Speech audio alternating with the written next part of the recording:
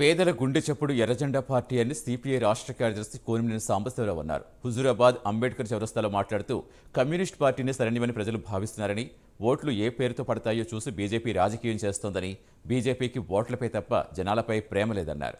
అదానీ అంబానీల కోసమే బీజేపీ పనిచేస్తోందన్నారు. 100 ఏళ్ల చరిత్ర ఉన్న భారత కమ్యూనిస్ట్ పార్టీ మనిషి ఉన్నంతకాలం బతికే ఉంటుందన్నారు. దళిత బంధువు రాని వారికి ప్రతి పైసా ఇప్పించే బాధ్యత తీసుకుంటున్నట్టుగా పేర్కొన్నారు. గుండెల్ చప్పుడు ఎర్రజెండా రెపరెపలు అనే భావన ఇవాళ మొత్తంగా రాష్ట్రంలోనే కాదు దేశంలోనే వచ్చేస్తూ ఉంది. కారణం మీ అందరూ తెలుసు, మతాల పేరుతో కులాల పేరుతో రాజకీయాలు పేద ప్రజల కడుపు నింపు అనేది అర్థమవుతూ ఉంది. బీజేపీ వారు హిందూ పేరుతో, హిందూ మతం పేరుతో, రాముడి పేరుతో కొంతకాలం బతికారు. దేశంలో 400 పార్లమెంట్ స్థానాలు వస్తాయని చెప్పి భావించారు. 240 స్థానాలకు పడిపోయారు.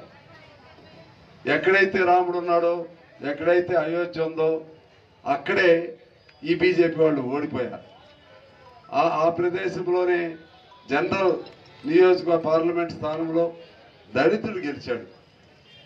కాంగ్రెస్ పార్టీ తరపు నుంచి బీజేపీ వ్యక్తి పైన సంకేతం ఏమని చెప్తుంది అంటే, రాముడు హిందూ మతం